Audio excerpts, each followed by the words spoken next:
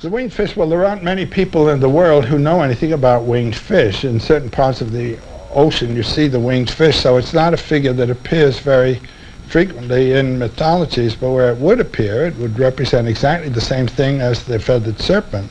That is to say, something that represents the abyssal or the earth-bound or the water-bound that takes off and is in flight.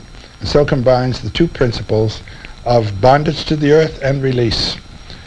And that's the thing to realize in your life. You don't have to be quit of your bondage in order to experience the release. The two go together.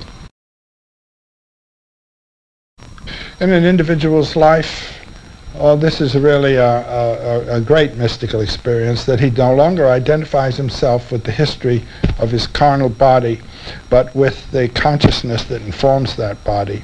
And when you are identified with the consciousness rather than with the vehicle, the bondage of the vehicle has nothing to do with the bondage of the consciousness. Do you see what I mean? You are free in bondage. Mythologically, the shackles fall without leaving your wrists. This is the condition of what in Buddhist tradition is known as the Bodhisattva.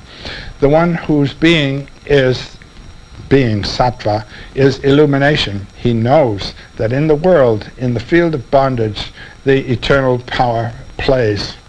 And so you have this form of joyful participation in the sorrows of the world. You can't eliminate the sorrows of the world. Time involves sorrow. And if you're in the field of time, that is the experience of your carnal body. But that which is participating in this has another dimension, the eternal dimension, and it can joyfully affirm this. This is one way, and this is the way that Augustine, in one passage somewhere, and I've forgotten where it is, reads the crucifixion. Jesus came to the cross like a bridegroom to the bride. That's to say, you come voluntarily. Eternity participates voluntarily in the processes of time, which are of sorrow and death. And so he comes to the cross, which is the cross of life and time, voluntarily. And when you get that affirmative aspect, you've got a sense in Christianity that is heroic.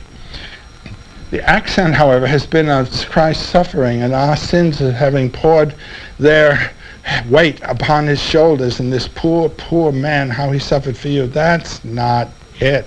There's the other crucifix of Christ triumphant, with his eyes open voluntarily on the cross, and that's where we all are. And when you can identify yourself with that myth, you're released. Do you see what I mean?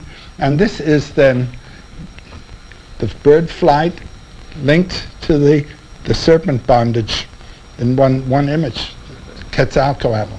When the ego is capable of that participation in the crucifixion, then you are in the imitatio Christi. You really are in the imitation of Christ. And you've achieved the goal, I would say, of the Christian message.